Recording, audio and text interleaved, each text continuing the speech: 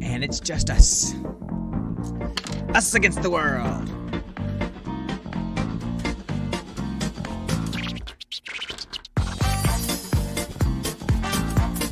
Like I said, you dance, I do the bounce.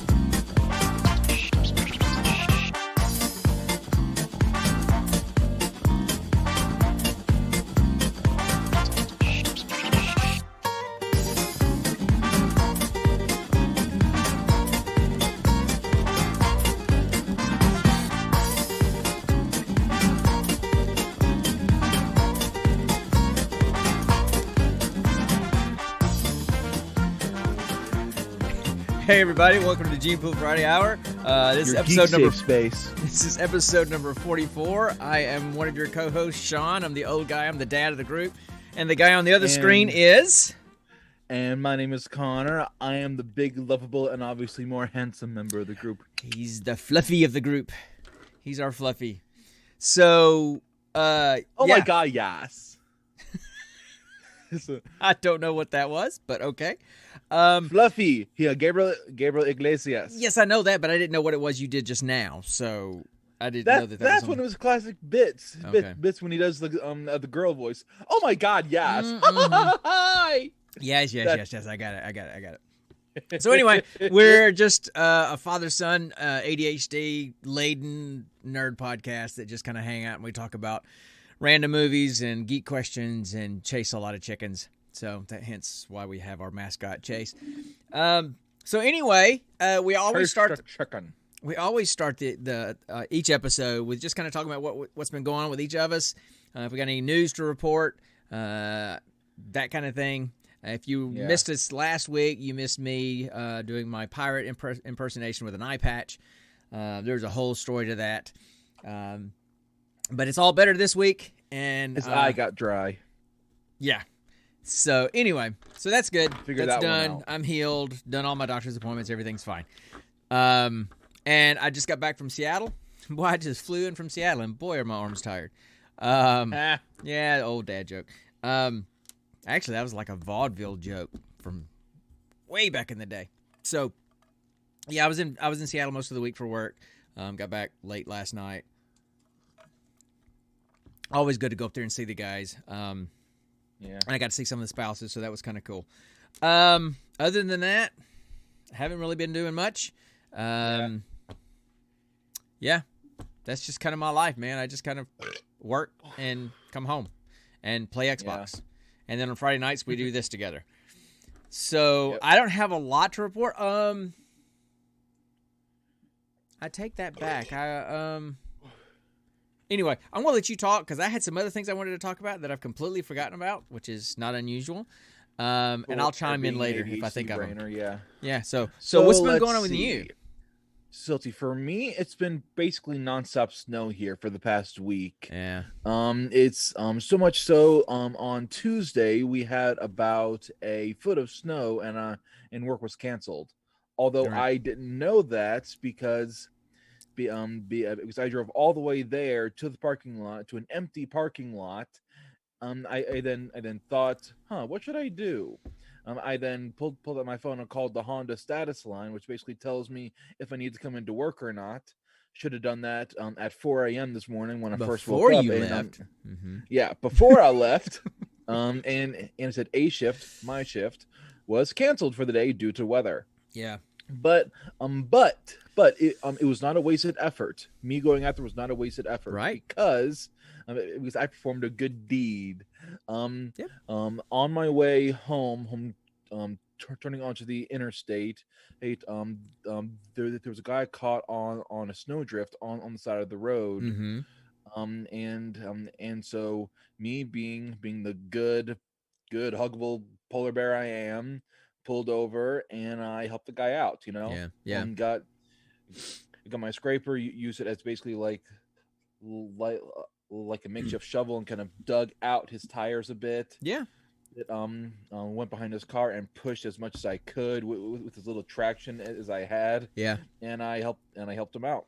Yeah, that's awesome, Connor. And you had mentioned on the Discord over on Legion of Dorks that was just the way you were raised. And I know you're just kind of joking a little bit, but that is true. I mean, that's what we tried to do. And you know, we never overtly said, hey, if you see somebody in need, help them. It's just kind of what we did. And I guess we just showed you through example. I know that there was one time when we were living in North Dakota. This is a fun chicken. Anyway, we were living in North Dakota. It was dead of winter. And, you know, if you remember, the winters up there were usually very sunny and bright. There, you know, unless there was a snowstorm that was actually coming through, it was usually very pretty, but super bloody cold. Well, this was when I was working at the private practice, and we were, our office was basically on the main street going through old downtown Bismarck. And a woman came in with her 2 kids, and they had an appointment at the hospital, you know, a few blocks away, and she had gotten a flat tire. Right outside our office. It was between 10 and 20 degrees below zero, if I remember. And the wind was blowing 10, 15 miles an hour. I put on my parka and my gloves, and I went out in the weather and changed her tire for her so she could get to her appointment for her kids in 10 to 20 degree below zero weather. And, you know, because that's just, you know, because I would have felt horrible because I didn't have a patient at the time. I was just sitting there waiting for a patient. So I'd have felt horrible if she had called AAA or whatever and waited out in her car or whatever for them to come. So sometimes I do it because I know it's the right thing to do, and sometimes I do it just because, I don't know, I kind of feel guilty if I don't do it. But that was cool, Corey. I'm glad you did that. I mean, it's just for as long as I can remember. Her, if I was able to, if I saw someone in need of help, I did it.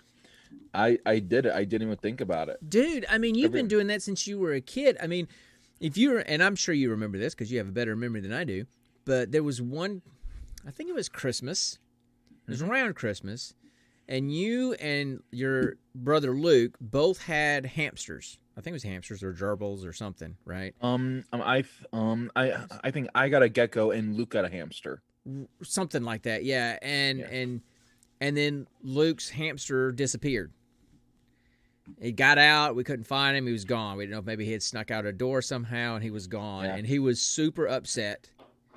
And like I said, it was after Christmas, so you guys both had gotten Christmas money, and you literally came up to us with your Christmas money and handed it to Luke and put it in his hand and said, Luke, if you want to go buy another hamster, you can. Here, you can have my money and go buy your new hamster. Now, we didn't make it. That was great. And I think we ended up buying him a new pet. I don't know what it was. We didn't let you use your Christmas money because it was just the gesture that was. And nobody asked you to do that. That's just you.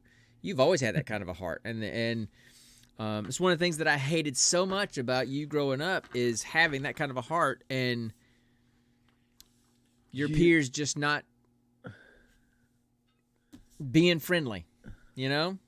Oh yeah, you know. So. Yeah. My peers were less than friendly growing up. Yeah. I hated that. So, but unfortunately, that's, you know, sometimes we talk about the whole spectrum stuff. That's kind of the struggles of an adolescent on the spectrum. Is you don't quite fit in, right? Socially, you're a little bit on the different side, and your peers are largely jerks.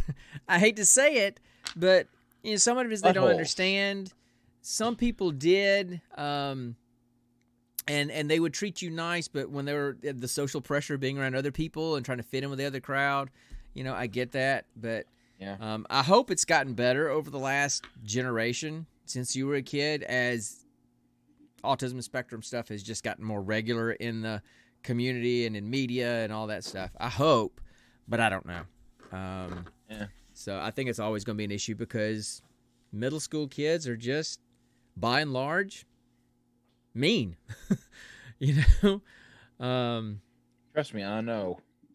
I mean, yeah, I know. I mean, when Luke comes home, and Luke was super popular. You know, Luke was outgoing and social and all that kind of stuff. And when he comes home from middle school one day and says, Dad, I just realized today that you have to be mean if you want to be popular in middle school.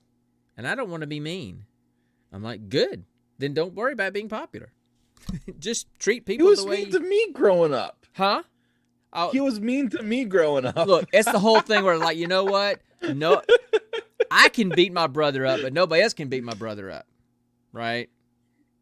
Yeah, but that's the whole other You thing. wouldn't let me beat him up when, I wouldn't let him beat you up either. To me. Okay, so but you have some really, really big news, don't you? Yes, I do, and I was saving that for the end, but thanks for bringing it up. Well, we were kind of talking about it, all what's going on with us now. I think that's something that's pretty big that's going on with you now, right? Me and my fiance Nikki have officially set a date for our wedding, October 15th, 2022. Awesome. So she's going to make you an honest man, huh? I've always been an honest man. What are you talking about? You've been a kind-hearted man. I wouldn't say you've always been an honest man. I've been a morally honest man. Okay, I'll give you that. So, so yeah. So all right. So tell me more. Give us the details. How did you guys make the decision to pick a date? You know, how did that happen? Actually, Nikki is one who sprang it on me so suddenly today because what? Well, actually, be this. She's ready for a ring. I got her a ring. She wears it every day. That's the engagement. I'm talking about the wedding band. But that's the thing. Hang on. That's ever since I moved down here, she said I'm not even gonna think about setting a date until after you get a more stable job. Yeah. And okay. and I'm like, this job is already pretty stable, and I'm already making close to what you make now. Yeah. You know. Well, we don't have to get into those kind of details. But yeah, so when she started talking about setting a date today, I'm like, wait, what? Yeah. It caught me off guard, and so it's like I'm excited. So why 18 months from now? One, COVID. We want to make sure if the COVID is completely gone. Right. Two, it gives us a little bit more time to actually plan some stuff down, save some money for it. Sure. And then also we want to get married in the fall, you know, because right. That's both our favorite seasons. Sure. And she figured it would make more sense to get married in October of next year rather than basically 6 months from now. Yeah. You know? Well, that just tells us that DragonCon 2022 will be your bachelor party. Take me to a nerdy burlesque show. That's the thing. Well, they have those kind of things at DragonCon, but we've never gone to those. But anyway, so that is so cool, man. I am so happy for you, and it's kind of fun watching your life fall into place after what we were just talking about the years ago and all the social struggles of not fitting in and how mean people were, to be where you are with a good stable job and a fiance, and y'all just set a date for your wedding. So I just think that's super cool, dude. So from your dad and your mom, congratulations, and we'll definitely be there. So next up, babies. Okay. After 2022, starting, let's see, 2025, most likely. No, I was about to say no sooner than October, November, December, January, February, March, April, May, June, July. No sooner than July 2023. Why that day? 9 months after your wedding day, you know. So, anyway, okay. Well, that's cool. That's a huge deal, man. That is a huge deal. You know, I can't wait to have kids. I can't wait. I don't even remember. I mean, I remember proposing to your mom, but I don't remember when we decided to set a date. I don't remember that at all. Probably because your mom set a date, and I'm like, oh, okay. You know, stupid dude. Oh my God, that's the same thing that happened here. Like, what the crap? I mean, first off, we both escaped the friend zone. Our fiancés basically our what? Hold on. Technical difficulties. Yeah, our audio got jacked up. I had to reset the audio engine. It's fine now. So I mean, it's so bizarre. First off, you and I both escaped the friend zone. Mm-hmm. And then two, both of our fiancés basically chose their ring, basically chose their engagement ring for them. You know. Yeah.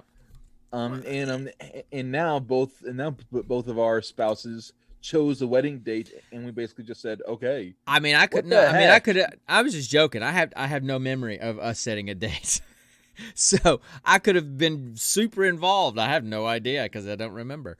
But of course, it was 33.5 years ago, something like that. So it was a while back. I've been married way longer than I was alive before I was married. I've been married longer than I was ever single. So anyway, so is there any fun stuff, any goofy stuff going on, any nerdy kind of stuff that you're diving into? I'm getting back into playing Monster Hunter World. Yeah, I saw you playing it earlier today, or at least that said you were playing it earlier today. It really is a really fun game, you know, and it's just up my alley. And honestly, Dad, it's up your alley too. It's a freaking fighting collectathon. I know. Literally, you collect things to build up better gear, and it's massively multiplayer online type thing. So and it's on Game Pass, so you and your friends can play together. Yeah, I know. I've literally everything you put in. I've played it before, and it didn't grab me that much. And my friends that would have played had already played it and gotten burnt out on it before I even started playing it. And we have other things that we play. So I mean, it's okay. It's fine. So, you know, I mean, the new season of Destiny came out, so I'm kind of grinding on that. Hopefully play some with the guys in Destiny tonight, but I also have my Destiny clan that I play with. So that's been going on. They just added Wreckfest to Game Pass, so I got that downloaded. So that's probably what we're going to play tonight. It's a game. It's basically dudes in beat up cars running over each other and beating each other up and just goofing off, crashing cars. You can have races with lawnmowers. Demolition Derby. There's probably a Demolition Derby mode, but you can actually like race lawnmowers and stuff. So anyway, so they've played it before and they really liked it. I wasn't going to buy it. It just wasn't a game that I was planning on spending money on, but now it's on Game Pass, so I think that's probably what we're going to play tonight. So that's on the docket. There's another game coming out that I didn't even really know about called Outriders, and it's another looter shooter, and it's kind of in the same vein as Destiny and Anthem, kind of those kind of games. And I mean, looter shooter, kind of like Borderlands 2, but more in the style of Destiny or Anthem, not the goofy, funny stuff. That does sound pretty fun, actually. And it's put out by Square Enix, and the developers People Can Fly, which I want to say was it People That Can Fly that did Sunset Overdrive? Was it people? Were they the developers for Sunset Overdrive? I can't remember. Anyway, I don't pay attention. So you have like a Titan type character, and then there's a Pyromancer that's more flame. So the Titan is more earth based attacks. The Pyromancer is more fire. Then there's a Technomancer who is more poison and long-term like sniper type shooting and support role. And then there's the Trickster, which is probably one I'll play, which is like you can teleport in and out in your behind your enemy and take them out real quick and then zip right back out and just kind of probably like a pesty mosquito that's going in and bothering people. That's probably what I would do. So the beta comes out for that. The demo comes out for that next Friday. So that might be what we do next Friday and see if it'll be something that we can jump in together, since some of us have gotten kind of behind on Destiny. So that's kind of the stuff going on with us. I'm trying to think if there's anything else. I'm actively working on my short story for Misspelled for the Legion of Dorks anthology series. So I'm probably about halfway through the first draft. So I'm excited. I want to see how it turns out, and it may not be something that's worth even publishing. And why are we doing like an Egyptian while I'm talking about a book? That's fine. I just don't understand what's going on the screen in front of me. So, anyway, just trying to keep you on your toes. I don't know that it's going to be worth putting in their anthology series.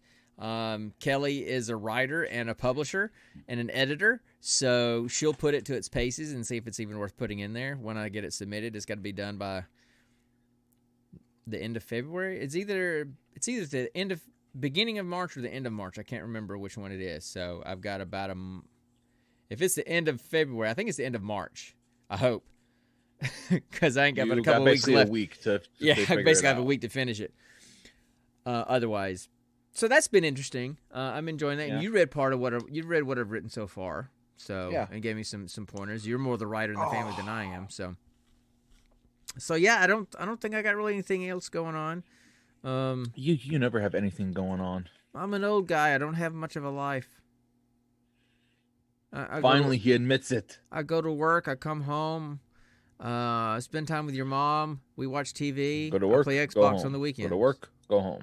Go to work. Go home. You know, we're doing a read through the Bible in a year plan with like a lot of people in the church are doing it together. So we talk about that a lot at night. That's what we talk about. What we read that day. But other than that, that's pretty much what's going on with us. So, so why don't we just jump in and just do our geek question and move on, man? You want to do that? Yeah, sure. All right, so let's do our geek question of the day. I want to ask you a bunch of questions, and I want to have them answered immediately.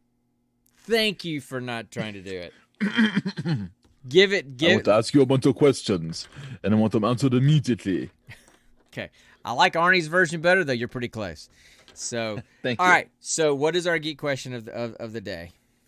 Our geek question is, if you could become famous for anything, what would it be and why? Okay, so if you could rise from obscurity, and this question kind of ties into what I pointed over here, like I'm pointing at the movie, right there, that movie thing that we're going to talk about, kind of ties into that a little bit. So basically, if you could rise from obscurity and become famous for anything, what would you be famous for? Okay, go. Okay. For me, it would definitely be becoming a writer of a very successful young adult series that then gets turned into a hit series of movies. He's not on par with like Harry Potter or Lord of the Rings because those are in like a class of their own. I would just be better if what I came up with ended up being better than the Percy Jackson movies, you know? Okay. So somewhere between Percy Jackson and Lord of the Rings. Between Percy Jackson and Harry Potter. Harry Potter is more YA. So what would your, I mean, I know you don't have a plot and that kind of stuff, but I mean, would it be sci-fi? Would it be fantasy? Would it be just young drama like Twilight with like wolves and vampires in love, or what would it be? Shut your mouth! I swear to Tolkien, I will reach through my webcam and slap you across the face. You secretly want to write a zombie love story trilogy. That's zombie? No. Werewolf? No. Vampire? No. Dragon? Yes. Oh, dragons with dragons or dragons with people? That would be really weird. I mean, for some reason, a freaking story of a girl choosing between being with a dog and being with the dead guy, made this one billions of dollars. You know. Okay, wait. Twilight. She had to choose a dog and a dead guy. I didn't even make the connection. A werewolf and a vampire. A dog and a dead guy. That you know, when you phrase it like that, okay, that Twilight was basically the love story of a woman who had to choose between a dog and a dead guy, it sounds much less romantic than a woman has to choose between a werewolf and a vampire. You know, and she chose the dead guy. And that's hilarious. And the only reason why I know that is because Nikki, she loves that stuff. She talks about it a lot. Choosing And I'm between like, that should be the title of the episode. Choosing between a dog and a dead guy. Or literally, those are her choices. We'll just name the episode "A Dog and a Dead Guy." That's I mean, we'll it's just. I mean, it's just. At least if she chose the dog, she was choosing a living thing. You know. Yeah, well. Although if she's choosing the dead guy, he's not going to go away anytime soon, right? Neither would the werewolf. Yeah. So anyway, okay, so kind of what are you thinking then? I was thinking it would be either, let's see, based on what is very popular nowadays, I would say it would have to be my Drakenwalker series. You know, the story I've been working on. Tell me about that one again, because it's been a while since we've talked about it. All right, so Drakenwalker has the main character of Morgan McAvery. Oh, I don't need. I mean, basically, what's it about? I don't need the plot. Just okay, you know. Okay, just don't interrupt me, and you'll get the plot. I was only going to tell you the name of the main character. That's it. Okay. Yeah, don't interrupt me. That's rude. You taught me that. All right, you gonna let me talk? Yeah. Okay. So now I keep expecting you to randomly interrupt me. I just know that's what you're gonna do. You have that face on you right now. I'm not I doing know that's anything. What you're gonna do. I'm not gonna say a thing. So basically, the story is around the character Morgan McAvery, or as he's otherwise known as Morgan Smith. And basically he is this being called a Drakenwalker. And he has to go to the special school to learn how to control his abilities. And he meets a bunch of friends along the way, who are also magical creatures or descendants of magical creatures, and basically it's kind of like Harry Potter, you know. It's the underdog guy who ends up having these powers and goes to a special school to learn how to control them, and then at that school all kinds of drama ensues. Okay, cool. I was just wondering if you're ever going to say anything about Chase. What? Are you not looking at Chase? He's not on the camera right now, Dad. He's right in front of the camera. I don't see him. You can't even see me on the stream. I mean, I'm not looking at the stream. I'm looking at you. Why would I be looking at the stream? Well, you can't. Oh, that's right, because I'm over here. Sorry. Yeah. No wonder you weren't responding. I forgot we're using two different cameras for the stream and the chat. Dumb butt. So I'm sitting here, and the whole time you're talking, I'm just slowly moving Chase up to my camera, like zooming into his eye and his beak, and you're not even phased a bit. And I'm going, man, what kind of self-control has this guy got? He's just plowing right through with his story. Dumb donkey. That's what you are, a dumb donkey. But but the other word for donkey. So yeah. Well, anyway. All right. So yeah. Anyway, all right. So cool. Be that story mainly because those kind of stories are very popular nowadays. Yeah. You know. Yeah. So, but you have to be careful about not becoming part of just white noise amongst all the other similar stories. You know. I know. Yeah. Well, but I mean, then again, if I go too far in the opposite direction, make it nothing like, and make it absolutely nothing like anything else, right? People are going to be like, this is too out there, or you know. Yeah. And so it's kind of hard. It's kind of hard to find this good middle ground, and that's why. And that's why I'm trying to find a good type of middle ground using twists and originalities, I'm doing research on actual dinosaurs and using those as the templates for the Drakens he can become. I think I've always toyed with the idea that it'd be cool to write a book, but one, I don't have the patience for it and the focus to do it. But also, it's the difficulty with okay, writing a story that's familiar enough to people to draw them in to be interested, because they've read other things that are similar and they like that stuff, but different enough that you're not just a cookie cutter along with everything else. Yeah. I get that. And so that's why I think short stories is a good way to go, and that's why I'm kind of looking at the idea of writing some short stories. And if I write a short story that people kind of love and think it's awesome and would like to hear more, that would be maybe a good indication of, hey, let's try to build this into something bigger, Yeah. Because that way you're kind of testing the waters out without investing way too much time in writing an entire novel that nobody's interested in, right?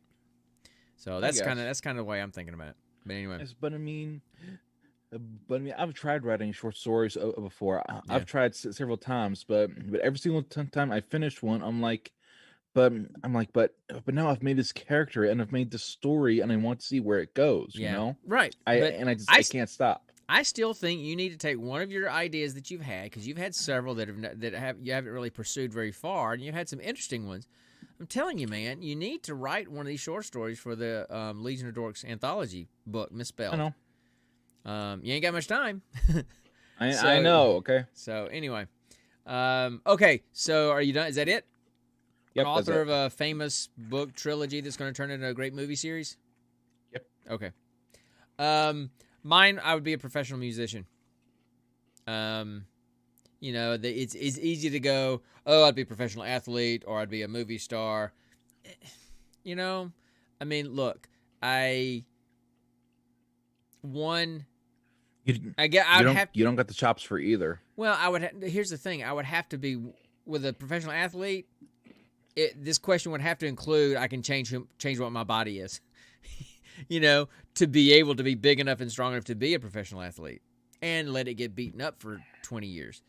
And then actors, people that are on the screen, man, it's tied to their looks. I mean, yes, people are more talented than others, but there's not too many actors and actresses on TV and in movies today that are hard to look at, right? Yeah. I mean, Steve Buscemi probably comes the closest. Who? Love the guy, but Who? Steve Buscemi. Look him up, man. Just look him. You've seen him in stuff. You've seen him in stuff. What have I seen him in? I just watched him in Big Lebowski. He's been in a lot of. He was in Reservoir Dogs with Tarantino. God, what else has he been in? He's been in some things that you've seen. I'm drawing a blank. But just do an IMDb search for Steve Buscemi, and you'll know exactly what I'm talking about. What about Danny DeVito? Yeah, there's another one. Yeah. But man, you can if you can blow a horn, which is what I would probably do, is play trumpet. I would like to be the kind of professional musician that can play multiple instruments. Have that kind of talent where I can play multiple instruments and do them well. But dude, somebody like Wynton Marsalis, Chuck Mangione, Maynard Ferguson, although I kind of liked his style when I was younger. None of these names mean anything to me. I know, because they're brass players. Maynard Ferguson, I liked him when I was younger because he could play super high. He was a squealer, but I'm not a huge fan of him now. I like the technique better, the softer stuff like Chuck and Chick Taylor. Anyway, Chick Donovan, I think. No. I would love to learn how to play the saxophone. So any of those guys, Dizzy Gillespie, Arturo Sandoval, so any of those brass players, I am super envious and impressed with someone that can play the piano really well.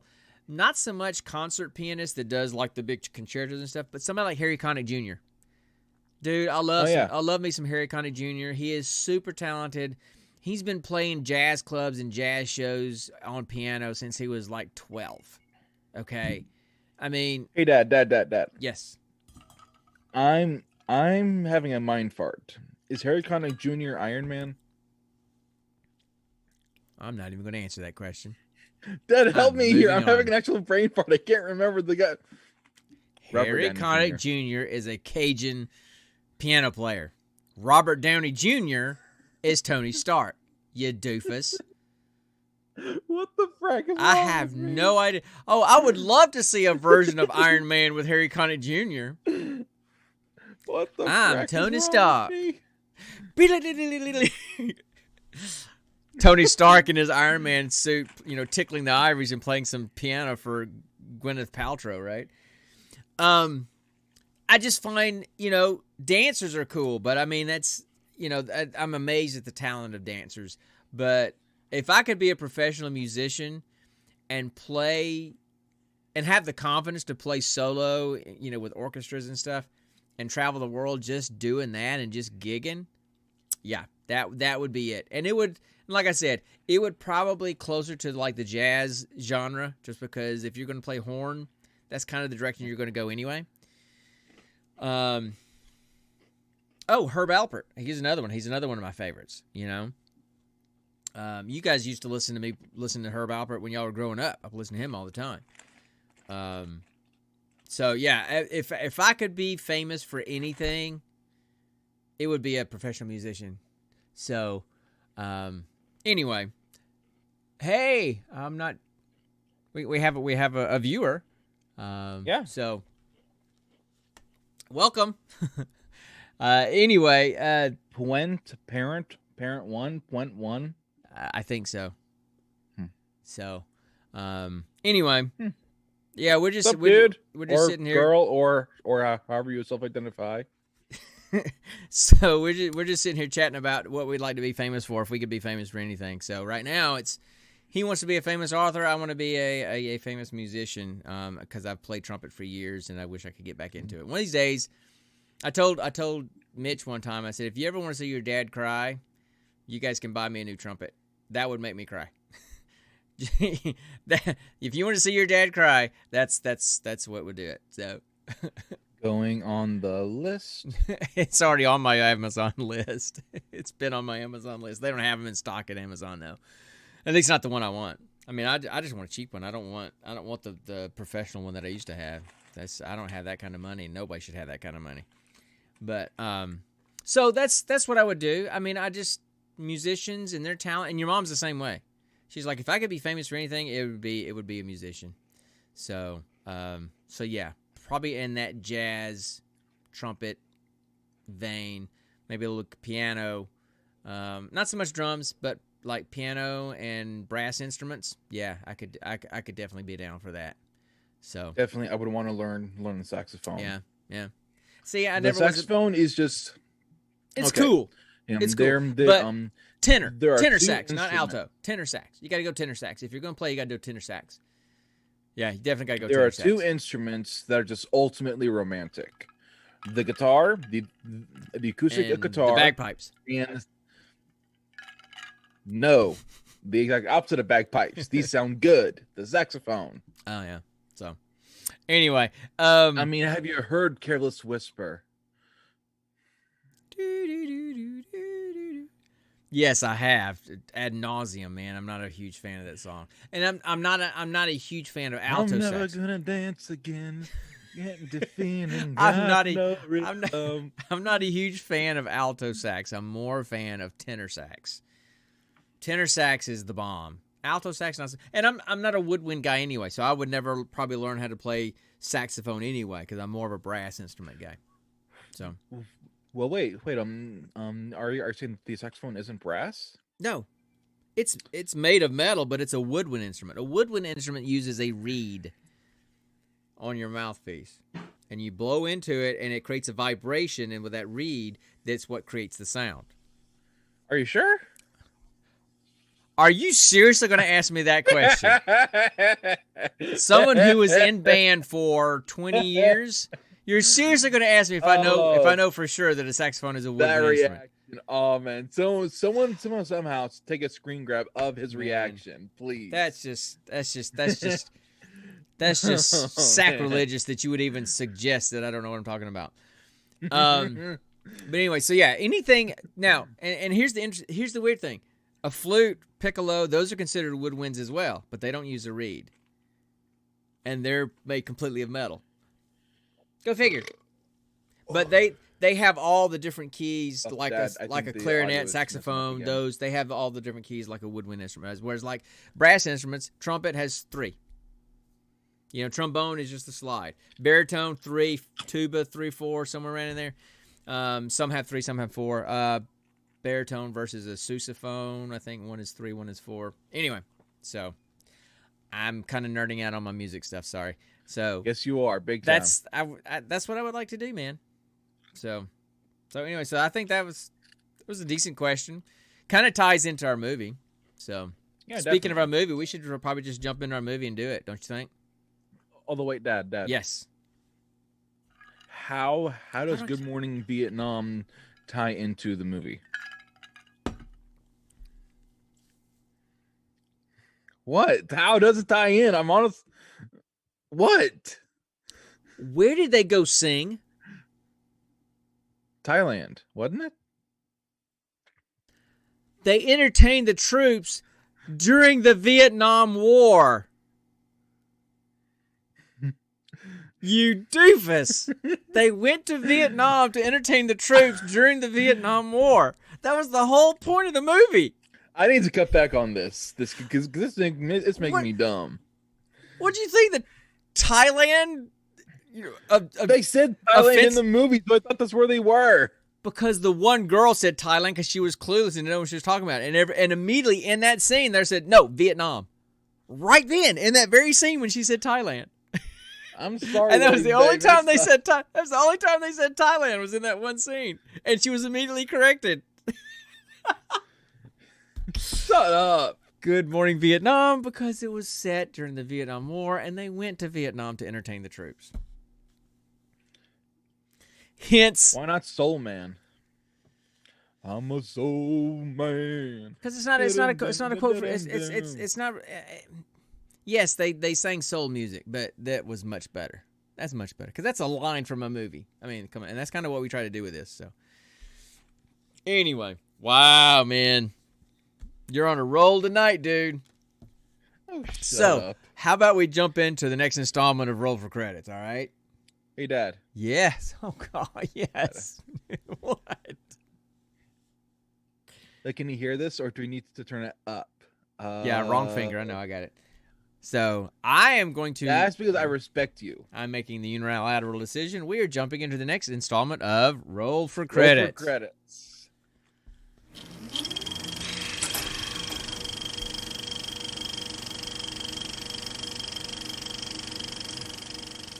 All right, so for this installment of Roll for Credits, guys, we are talking about the 2012 movie, a movie from 2012 Sapphires. called The Sapphires. I'm trying to pull up my notes here, tell you a little bit about it. So the tagline for this movie is, it's 1968, and 4 young, talented Australian Aboriginal girls learn about love, friendship, and war when their all-girl group, the Sapphires, entertain the U.S. troops in Vietnam. So that's the premise. So here's the thing, and I want to tell a little bit about the history. Some of those historical facts at the beginning of the movie that just blew me away, and then we can talk about kind of the plot of the movie. But Yeah, go ahead. because this movie is based on a true story, it's based on real people, and so any kind of movie where it's based in truth, it's based on historical fact, where they have some information about the historical context at the beginning of the movie. And they did here, and they said, this is what it said. It says, until 1967, Australia's native Aboriginal population, among the oldest people on Earth, were denied full citizenship by the Australian government. Up until 1967, they were segregated to church missions and Aboriginal reserves, just like the Native American reserves we have here. Reservations we have here. They were not even classified as human beings, but rather as, quote, flora and fauna. They weren't, up until 1967, the Aboriginal people of Australia were not even characterized as human. And as late as the 1970s, fair-skinned, like light-skinned Aboriginal children were routinely taken away from their families by the government.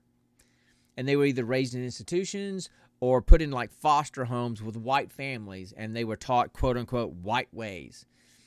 And they said that these children were all often referred to as the stolen generation. So that's the historical context of where this movie starts. is that time period. I think it actually starts in 1968.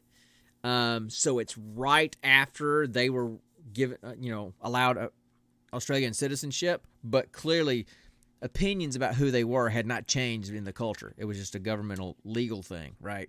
So that's when it's set, and there's these 4 little girls.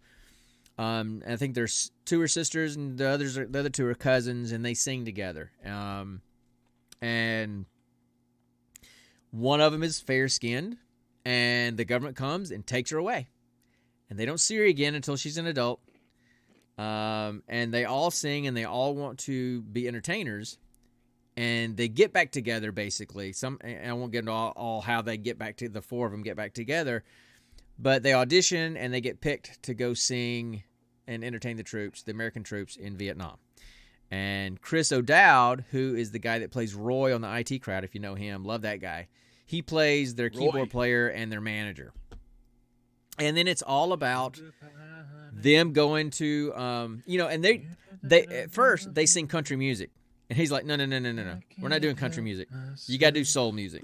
So he teaches them soul music and soul, like the moves that the Supremes did, the choreographed moves and all of that. The stuff they did at the Apollo Theater.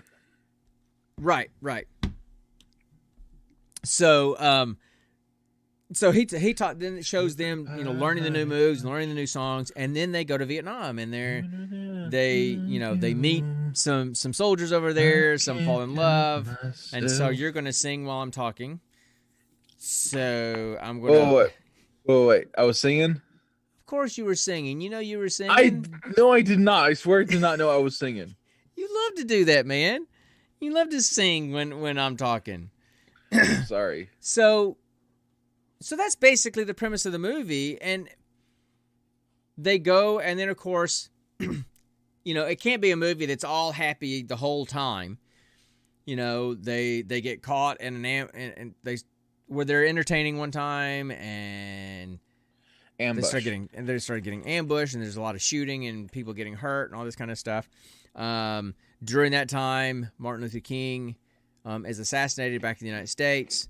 And their manager in Vietnam is an African-American guy, and he's talking to him. He's like, look. No. What? The manager isn't an African-American guy? The manager guy in Vietnam, Connor. Oh. The promoter in Vietnam. Okay. And he was talking about, he's like, look, these guys over here, and I'm just using their words. I'm not, he's talking, these black guys here, they're in this country, and they're watching their own people and their own family, struggling for their own lives and getting hurt back home with all this civil unrest and the Reverend King getting murdered, and they're over here fighting a war that they don't really even believe in. So he's like, you got to be their source to get through this, to the girls. So, and then it goes to.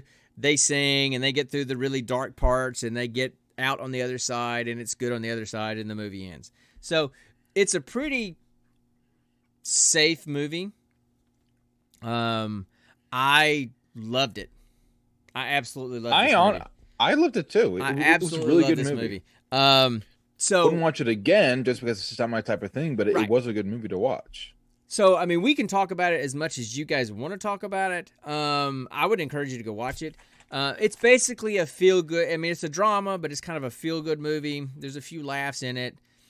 Have you ever had a movie where you just catch yourself smiling through the entire movie? Yes. I was 45 minutes into this movie before I realized I had been grinning because I was watching it on the airplane. I had it on my Kindle, and I was watching it on the airplane.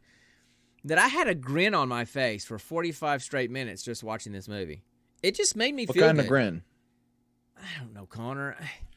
There are different kinds of grins.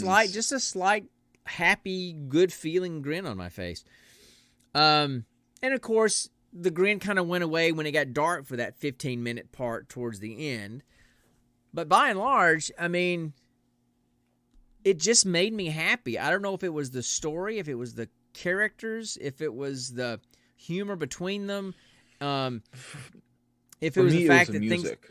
things that turned out and the music, that it was constant soul music from beginning to end, it was great. I love soul music. So Same here. So yeah, so it was one of those movies where I would never have picked this movie to watch, ever. Yeah.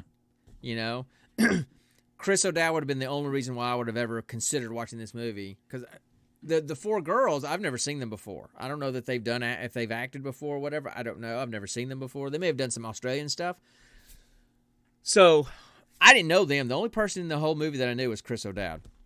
Same here. So I may have considered possibly watching it because he was in it. But the premise of the movie about these four Aboriginal girls forming a singing group and entertaining the troops in Vietnam, it's not something that would have grabbed me, but I'm so glad that I saw this movie. So tell me what your thoughts were about the movie. I mean, I had several, and I really liked some of the stuff at the very end, but what was it that you liked or didn't like? Honestly, there wasn't much that I didn't like about the movie. You know? Right. I felt the same way. I mean, it was well choreographed. It was well versed. It was well written. You know, predictable in a lot of areas. You know, but it was that good kind of predictable where like before with the whole book thing. You know. It was predictable enough to still enjoy it. You know. Mm-hmm. Yeah. The one thing I didn't like, and this is just what I don't like with all kinds of movies, is the classic trope of these people only knowing each other for not even a month, and they're already in love and wanting to get married.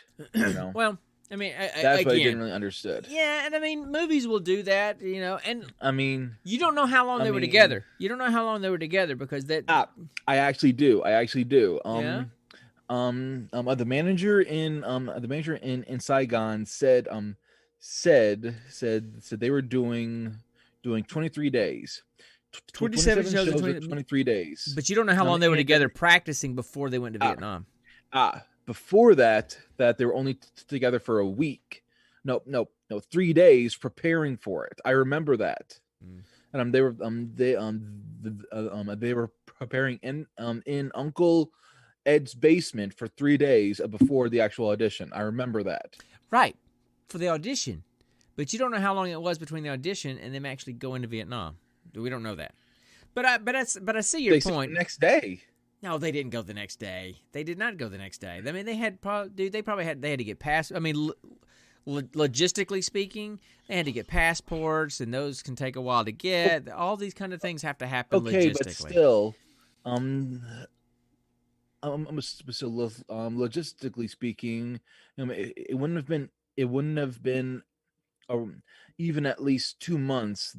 They were together before he writes a letter saying he wants to get married to her. Yeah. You know, that's what I don't like. Right. And I get when that. They force characters together like that. Well, but we don't know. Yeah, I don't know to what extent that was part of the true story, or what. But I mean, there was nothing at the end of the movie that talked about them two together, so that may have just been part of the story that they had made up. I don't know. But movies tend to do that. They compress time. And you also have to understand that feelings can run really high in a war zone, you know? And so anger feelings, love feelings, lust feelings, all those things can run really high under the stress. Yeah. Huh?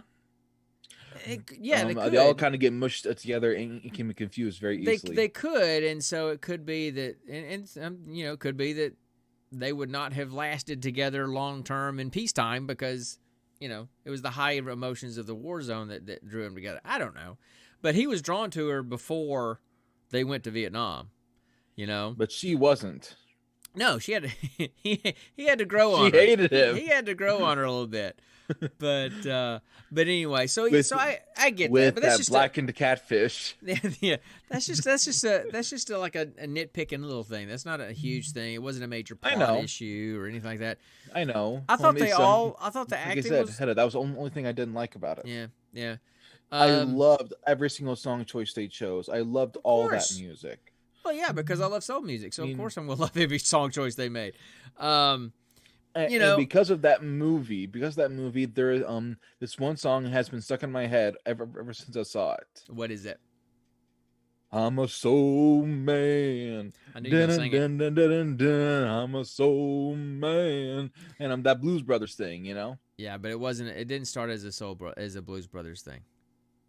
I know. Blues Brothers redid but I mean, it's a remake. It's that's only reference of the song that I know is the Blues Brothers. So that's what I can say, Kyle.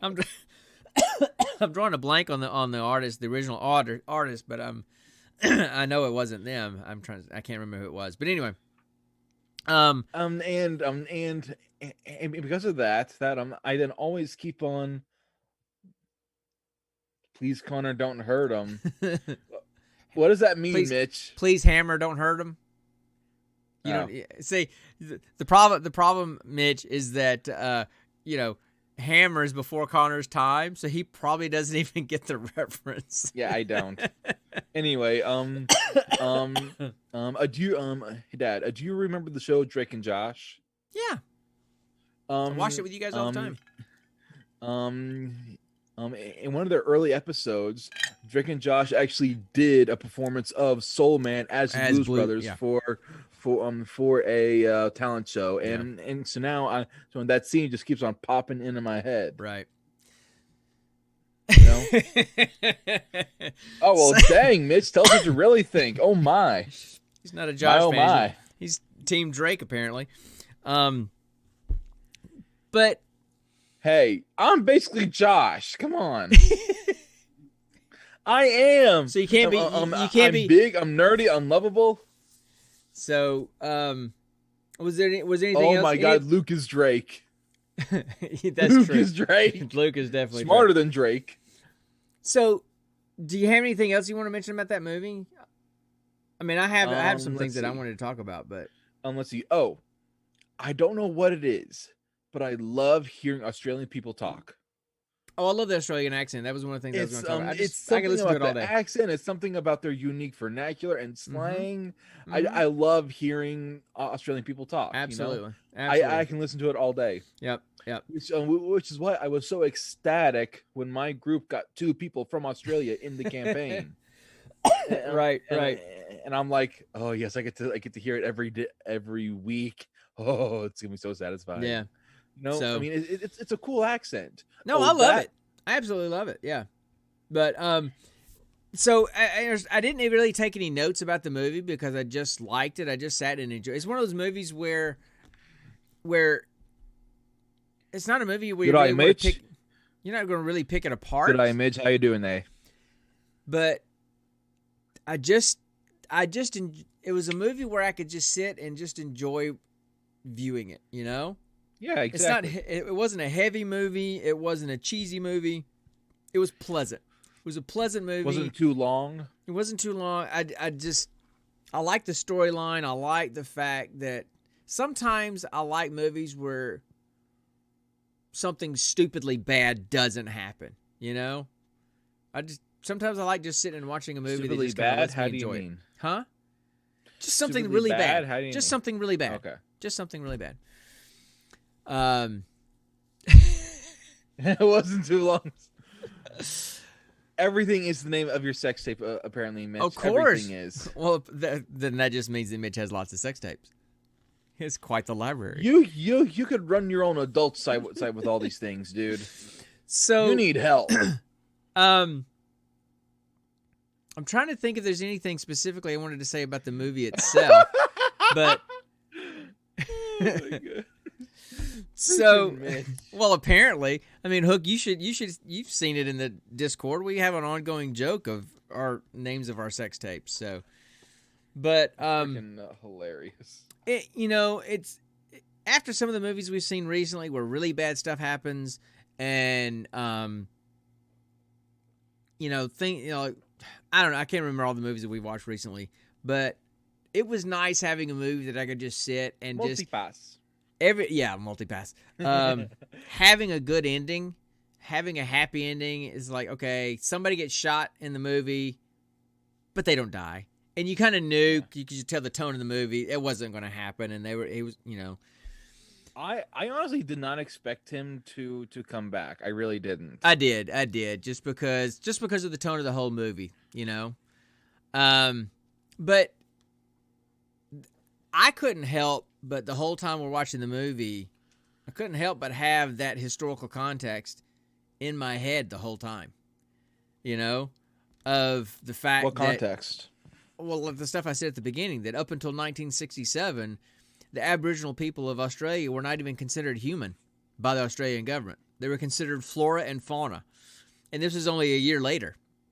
And they're entertaining the U.S. troops in Vietnam, most of which were African American in the 60s, with all the civil rights stuff going on, and in the midst of Martin Luther King getting shot.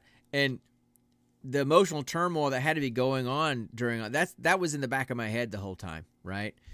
And it gave me a newfound respect for the people that could. Yes, Mitch, I am wearing a Gene Pool shirt. T Public, I'll send you the link. So, I don't have any hashtag Team Connors up there yet. I got to get those made, but I do have the get those. You get those made and send me 4, or one for me, one for Nikki, and 2 for the in-laws.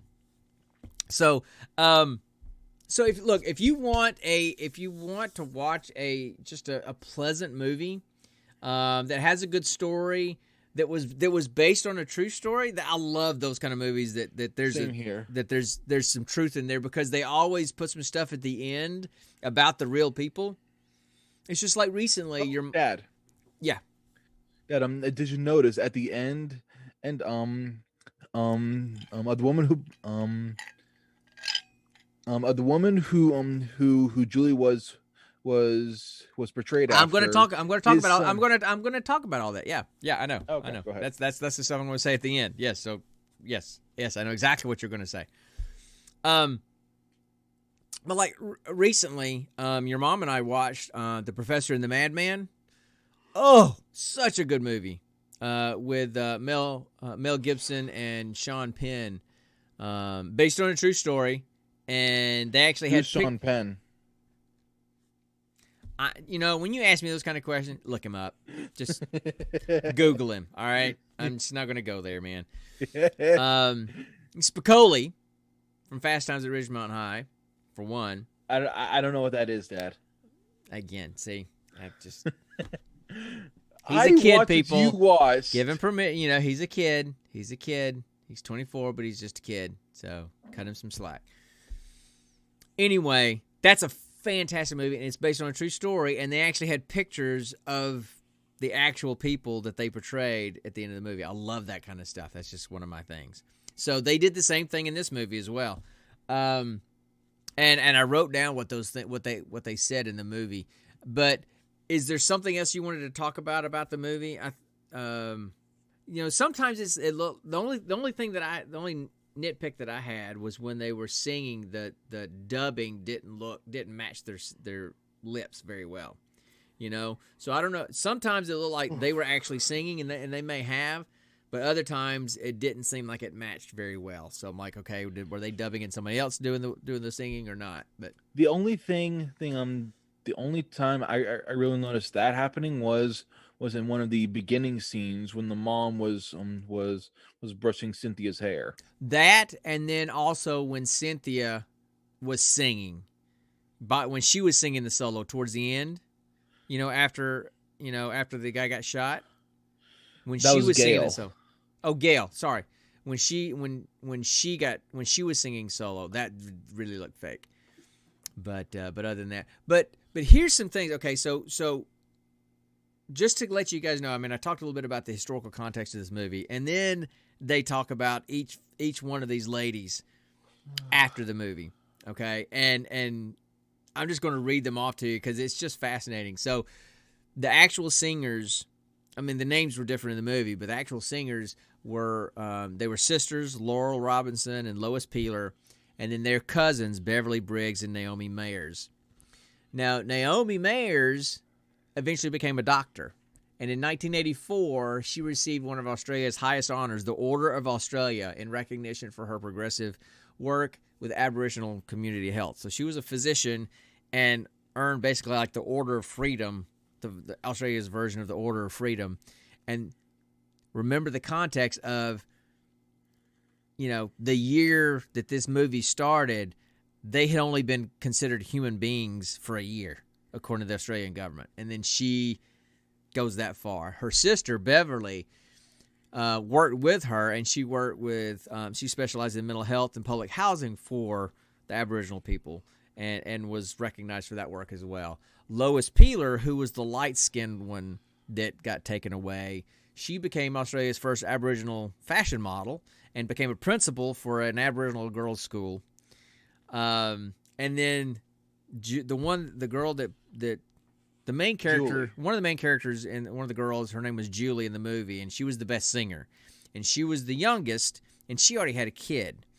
And so it's hard. So it took a while for them to let her go because she had a kid. Her dad said he'd take care of his kid. So her name was Laurel Robinson, and she had talked about she wanted to sing at the Apollo Theater in Harlem. That was one of the things they talked about in the movie. Well, she never made it to the Apollo Theater in Harlem, but she went back home to be with her family, and she worked tirelessly with the Aboriginal people and in that whole cause to give them equal rights and everything. And then it says, and of course to be with her young son Tony, who was the co-writer of this film. So her son wrote the play that this film was based on. So for them to come where they came from, to do what they did and end up where they were, look, it's a feel-good movie, okay? It hit you in all the feels. You had the happy, you had the kind of scary, sad, and then just the emotional stuff. Sorry, my chair's falling apart here. So that chair is not even a year old no, yet. it's the cushion that I've got on top of it so I can sit higher. It's falling off. No, the chair's fine. So, look, I know it's very different than the kind of movies that Brandon and Mitch watch, but every now and then it's just good to have just a feel-good movie that you smile through the whole movie. You know, I smiled through the whole movie. For about 10 minutes I wasn't smiling. The rest of the, I was smiling when the movie was over. I like that. I needed that. Sometimes I think we need some of those every now and then. But so I absolutely love that. And how I always look for trivia about these movies. There wasn't really a lot of trivia. But this movie came out in 2012, and I did read that it premiered at the Cannes Film Festival, and it got a 10-minute standing ovation at the end. Wow. Yeah. I'm sure you do, Mitch, but for completely different reasons. I get it. Completely different reasons. But, hey, if it makes you smile, that's all that matters, right? So, anyway. So look, if you're looking for a feel-good movie that has some good music in it, and I need a movie that has a happy ending, this is one of them. I would highly recommend watching it. I'm just like Connor. I would have never picked this movie to watch if the Dragon Dice had not rolled it for us, and I'll probably never watch it again because it's just not my typical kind of movie that I like to watch. But I'm so glad that I did. Same here. I'm so glad that I watched this movie. And I would highly recommend you to check it out someday when you just need to have a feel-good going on. So that's all I got for the Sapphires. Again, it's 2012. Stars Chris O'Dowd and the ladies. I can't remember all their names. I didn't write all of them down. They're not people that I've ever seen before. Oh, the one negative of the whole movie. This is when I stopped smiling. I'm sitting there and watching the whole movie, got the smile on my whole face. The credits are starting to roll, directed by, starring, producers, executive produced by Harvey Weinstein. And I went, oh, no. Who? Okay, I know you're not going to know. Harvey Weinstein. Have you heard the whole hashtag Me Too movement of all the sexual abuse? Yeah, I think so. Yeah. Yeah, it all started because of him, because of all of his sexual advancement and sexual aggression towards actresses, and basically trying to force them to sleep with him to get movie roles, and so okay, you just almost ruined this feel good movie for me when you threw his name up there. Really? Come on. So that was the only negative of the whole movie, that he happens to be one of the 2 executive producers in this movie. And I should have caught it because the Weinstein logo came up at the beginning of the movie, and I just didn't make the connection at first. So that's the only negative that I had of this movie. But anyway, so it was good, and I would highly recommend you watch it. It's definitely different than what we usually watch. Definitely doesn't fall in your nerd category, but it's definitely worth a watch. So now's the time where we usually roll the dragon dice to pick a movie at random. However, for the last 2 weeks, we've been specifically asked to watch a specific movie. And it's not on any of the streaming services, so we're going to have to rent it. But we have been repeatedly asked. I've seen it. I love the movie. Connor's never seen it before, though. We've been repeatedly asked to watch Demolition Man. So I'm stoked. Never even heard of it. And Connor had never even heard of it. That's how bad it is, okay? Connor never even heard of Demolition Man. So that's what we're going to do next time. We're making an executive decision. We're going to do that one. So I'm going to rent Amazon, and Connor and I are going to watch it, and then we'll talk about it. And of course, all the people that come into this room know Demolition Man except Connor. I mean, this is almost like this is almost like an episode of TV Travis's Wait You Haven't Seen Yet, or Wait You Haven't Seen, because everybody in the room will have seen this movie except you. So, I mean, come on, it's Wesley Snipes, Sandra Bullock, and Sylvester Stallone. It's a classic. So that's what we're going to do for next time is Demolition Man with those guys, and let Connor bask in the glory of that movie, and we'll go from there. I don't have anything else I want to add. Do you have anything else? Any parting shots or anything tonight? Okay. We're going to get out of here, and I want to go make me another drink, and probably going to go play some Wreckfest or something with the guys. You're welcome to download it and join us if you want to. Nah, I'm going to bed. Or I figured you're going to bed. You got to work tomorrow? No. Okay, cool. I'm just freaking tired. Okay. One of these days, I got to get me a Blue Jackets hoodie while you're up there. I need you to go shopping and get me a Blue Jackets hoodie. Hey, Dad, that's what Amazon is for. Yeah, but I kind of want one from there. I kind of want one from Columbus or the Columbus area. I know you're not in Columbus. I get it. You would be getting it from the Columbus area because they only make them up here. No, they don't. No, actually they probably make them in China. Yeah, see, Brandon wants one too. So anyway, send me the money and I'll get it. I'll Venmo you the money if you can give me an idea. I'm not on Venmo anymore. Huh? Oh, you're not on Venmo anymore? No. Oh, okay. No, it turns out Venmo doesn't support my bank. Doesn't support your bank. Okay. Does PayPal support your bank? That I don't know. You check on PayPal. I'll send it to you via PayPal. Anyway. Okay. But yes, I need a Blue Jackets hoodie. So, or maybe even a Blue Jackets jersey. I don't know. So I want to get out of here. I want to go play some Xbox. So you have a good night. I'll see you soon, Mitch. Hopefully you too, Hook, and we'll get out of here. I don't have anything else. I can't wait to see you guys next week and talk about Demolition Man and chase some chickens and do whatever the heck it is we do around here. So that's all we got for tonight. Thanks for coming in and checking out and chatting with us. And we will talk to you guys next time. And until next time, stay nerdy, my friends. Play on the music there. I gotta get a Stream Deck, man. This touch portal is a delay. And Connor's gonna give himself a headache or a stroke or something over there. I swear, dude, you look like like the old dude from the Six Flags commercials dancing if he was in one of the funhouse mirrors that makes him look bigger. And headbanging. Shut up. Bye, guys. Y'all have a good night. We'll see you guys. later. Peace.